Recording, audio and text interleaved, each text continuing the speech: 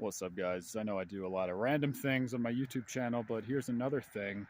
This is my 2,000-mile review of the Kawasaki Ninja 400. So a little bit about me, my riding experience, and kind of where I'm coming from, because this review and like all the content in it is only relevant to you relative to how similar your experience is. Um, to mine. Okay.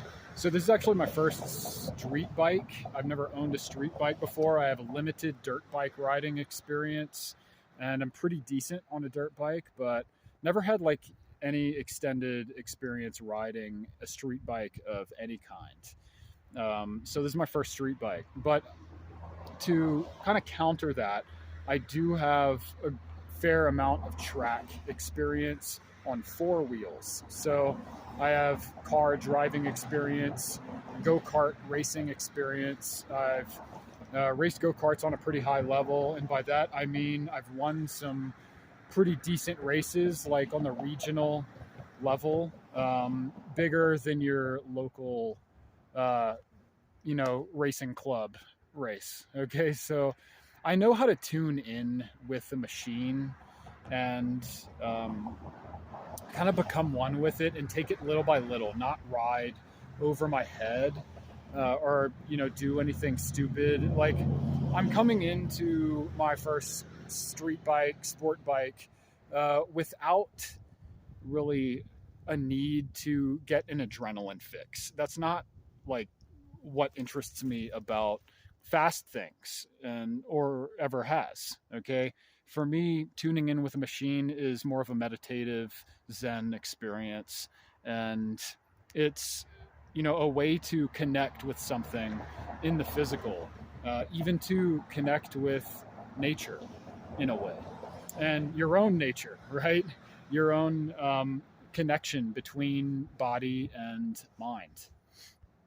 And that's kind of what I'm interested in. I'll push the limits, but only little by little. Insofar as I know I'm not going to get myself in a situation that I can't get myself out of, if that makes sense. So I have experience with four wheels extensively, going fast. And some of those concepts on the very general level of like learning how to tune in with a machine and ride on track, some of those things are transferable to the two-wheel experience on pavement. But there are plenty of things that I'm learning every single day. So it is, on the other hand, quite a new experience for me. But that said, I have gotten to a high level riding, I would say, very quickly. So I've put 2,000 miles on this bike in about 2 months. And I did my first service, right after that break-in period. The approach I took to breaking in the engine it wasn't, keep it, super modest, keep it under 6,000 RPMs for the whole 600 miles. Nor was it just thrash the throttle and red line it from the start. I did what made sense to me based on my limited understanding of how engines work. And I chose to take like a gradual RPM increase break in. So the way I did that is I kept it, under 6,000 for the first 200 miles. By the way, this bike red lines at about 12. Okay. It's a parallel twin, 400cc, like standard parallel twin Kawasaki engine. So for the first 200 miles of the break-in period, I kept it under 6,000. For the second 200, from 200 to 400 miles, I bumped it up to maybe 8,000, gradually increased the throttle. And then for the third 200 miles, 400 to 600 miles, I basically inched it toward the red line. And I started to lay on the throttle a little more. And so that's just kind of what makes sense to me. I know there are varying reviews, varying opinions on what you should do, but intuitively speaking, for the pistons and for everything to settle properly, it seems like you need a full range of RPMs uh, for everything to settle, in the most organic way. I don't know. That's just what makes sense. I don't know that. I'm not a mechanic. Okay. But anyway, that said, I was responsible for breaking in the engine. So I did do, take a method that I felt was in a way taking care of the engine and, but also getting the most out of it and showing the bike, hey, this is what I'm going to be doing with you. Like I'm not just going to be dilly dallying around town. Like I'm going to be riding the shit out of you every now and then. So I did that because it made the most sense to me, and everything's been running flawlessly since. Still yet to have that second service, but yeah, everything's good. The chain has stayed in place. I mean, the tension has stayed the same for the most part. Haven't had any problems with that. Haven't had any mechanical problems. It's started up every time I've hit the start button. Bought this thing new off of the showroom floor. I just wanted a bike that would start up every time I wanted to go riding, and I wanted to get to as high a level riding as possible, as quickly as possible, and let my uh, riding or racing mind do the work, right? So that I'm fully responsible for that gradual process of getting better, and so it's been a really fun time. Honestly, haven't encountered any sticky situations. I ended up going with the ABS model, and I'm thinking about maybe disconnecting the ABS because I live in northern Arizona, and there's some kick-ass twisty roads up here. And I really personally, I like low-speed corners. I like coming off of a straightaway and, finding that right braking point and really getting on the brakes and, releasing through the corner, trail braking, and then getting right back on the throttle mid-corner and feathering it into full throttle coming out of the corner. I like that precision riding / driving challenge, and I do it safely. Again, I don't ride over my head, but in order to really feel the bike, feel the brakes, because the brakes are where it's at. If you're like, anybody can just thrash the throttle, but if you suck at braking, you suck at riding. Period. So I understand the fundamentals of racing, and I know what I have to do to get to that next level. And I'm always challenging myself, like corner by corner. Oh, let me brake a little bit later, turn in a little bit later, get on the gas a little bit earlier through this corner, and just increase my, my feel for the bike. The ABS takes away from some of that feel on the brakes.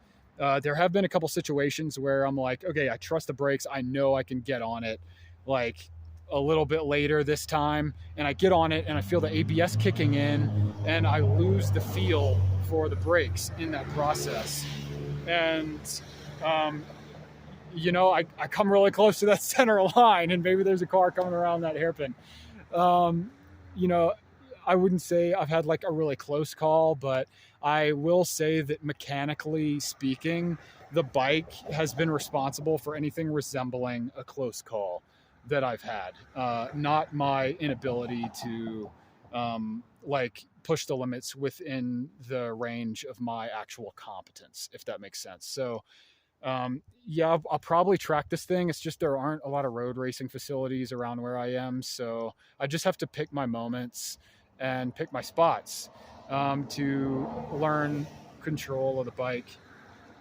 And again, my experience and everything, although this is my first sport bike, it might be a little bit advanced compared to your average starting, beginner rider on a Ninja 400.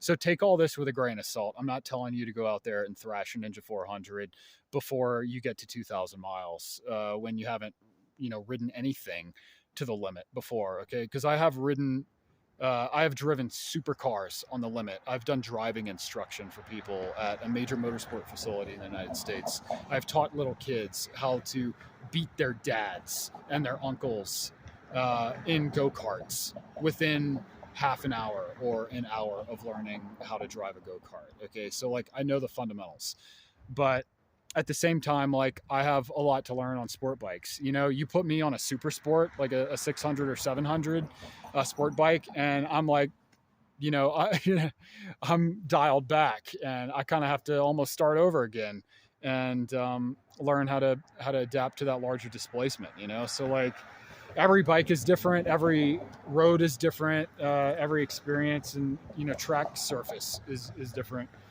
and so this is no different. Just because it's an underpowered sport bike, I'm not going to tell you to like, push as hard as I do or to push harder than you feel comfortable with. I do what I'm comfortable with. That's all I can say. All right.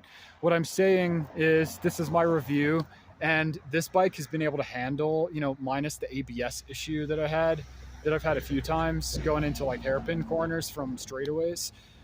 This bike has handled everything that I've thrown at it beautifully. It is super forgiving. The handling is great. The tires that come stock, they're nice Dunlop tires. They're pretty sticky, and it doesn't take long for them to get up to temperature. And the wear on them, like I've thrashed this thing pretty hard, and the wear is almost non-existent. Like I've gotten to the point where I'm in the sweet spot wear-in stage of the tires, and I'm pretty solid, like expecting these tires to last a while, at least for like two more oil changes. I could see this going like 6,000 more miles potentially. Aesthetically, I chose this finish. This is a 2023 model Ninja 400. Chose this finish on purpose. And I'm glad I waited to get this bike. Like finances and like everything I was never in the perfect place to get the bike until this year anyway. But I finally was, and I got this bike, and I'm glad I waited, because this is this kind of blue, gray, black metallic combo with the kind of mango highlights here and there and on the wheels. This is like, to me, by far the best finish that Kawasaki has come out with for this bike, maybe for any bike. I'm not a fan of the KRT, like loud, fluorescent, attention attracting kind of finish. This is a little more subtle, but has that sportiness, kind of reminds me of my Saab that I used to drive. It's dope. And I'm super happy with the aesthetics. I get compliments on it all the time. Been meeting a lot of cool people, like older guys, especially, who are like maybe used to be into riding and they're thinking about getting something, and they see this bike and they're like, damn, like 400, that doesn't sound like too much power to kill you. I'd love to maybe get a bike. I feel like I'm too old though. I'm like, dude, but Kawasaki makes like good cruisers and stuff. Like that little Eliminator that they make now is badass, kind of an upright, like, small sport cruiser thing. I don't know what the hell you call it. Like, again, I'm new to this two-wheel game, but have made some like great connections. It's been a great conversation starter.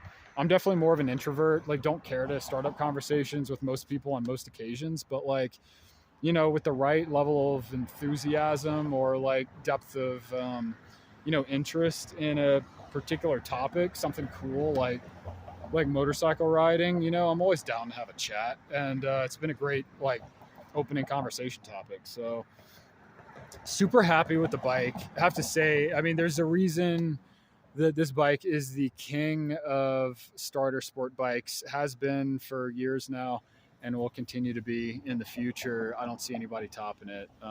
It's just been a great experience for me as a first-time sport bike rider, and especially knowing what I know about road racing, given my experience in that realm, and trying to transfer those concepts to two wheels.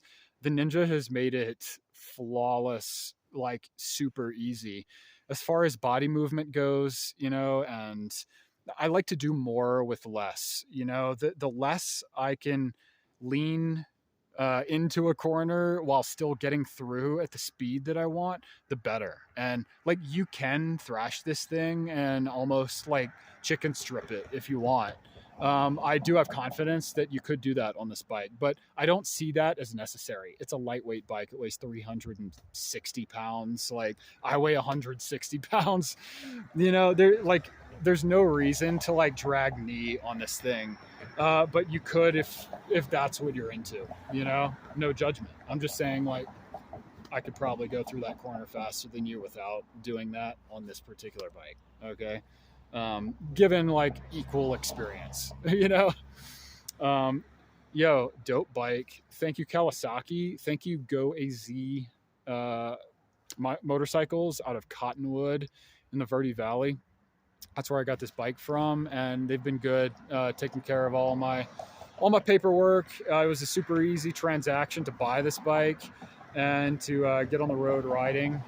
And they've been doing great with my service, and whatever I need, they hook me up. So there's some other locations if you are around Arizona. There are a few other locations for Go AZ. So check them out if you're into Kawasaki, Polaris, Royal Enfield, or I don't know what else they have, but like that's enough. Between those brands, you have pretty much everything you want as far as on road, off road. Yeah, it's been fun. Great bike. 2,000 miles. I'll probably do another review, maybe around 6,000 or 12,000 miles. Who knows?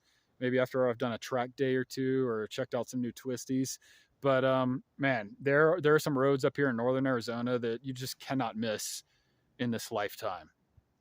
All right. So hit me up if you're in this area and you want to go riding and you're not like a super squid who's just like all about if you're not too slow, if you're the type of guy who rides for meditative purposes and doesn't want to ride over his head, but is also interested in pushing the limits, hit me up, if you know what I mean.